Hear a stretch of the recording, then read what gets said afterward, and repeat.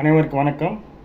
அமெரிக்காவில் உள்ள நியூயார்க் நகரில் விண்ணில் மிதந்து வந்த ஒரு பேனரில் save Bangladesh Hindus against violence என்று சுதந்திர தேவி சிலையை வட்டமடித்துவிட்டு ஹட்சன் நதியை தாண்டி சென்றுள்ளது.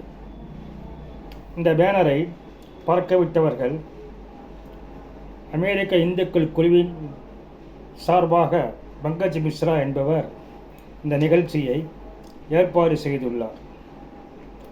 அதாவது இந்த பேனர் மூலமாக உலக நாடுகள் மத்தியிலே வங்கதேசத்தில் நடக்கும் இந்துக்களுக்கு எதிரான கொடுமைகளை குறித்து ஒரு விழிப்புணர்வும் ஐநா சபையும் வங்கதேச இந்துக்களை காப்பாற்றுவதற்காக நடவடிக்கை எடுக்க வேண்டும் என்பதற்காக இந்த பேனரை பறக்கவிட்டதாக அவர் தெரிவித்துள்ளார். மேலும் 1971ஆம் ஆண்டு பங்களாதேஷில் நடந்தது ஒரு ஜெனோசைடு என்று இரண்டாம் உலகப் போருக்கு பிறகு நடந்துள்ளது என்று ஐநா சபை அங்கீகரிக்க வேண்டும் என்று வேண்டுகோள் விடுத்துள்ளார்கள். இதைத் தவிர அமெரிக்காவில் உள்ள 3 முக்கிய அமைப்புகளான Lemkin Institute for Genocide prevention,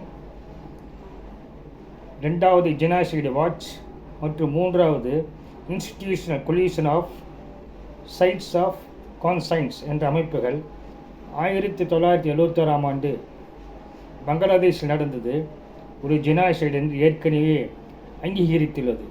எனவே வங்கதேசத்தில் உள்ள இந்துக்களுக்கு எதிராக நடக்கும் இனப்படுகொலை என்ற ஜெனோசைடை ஐநா சபை தடுத்து நிறுத்த நடவடிக்கை எடுக்க வேண்டும் என்பதற்காகவே இந்த பேனரை விண்ணில் மிதக்க விட்டதாக அங்குள்ள இந்து அமைப்பின் குழுவினர் தெரிவித்துள்ளனர்.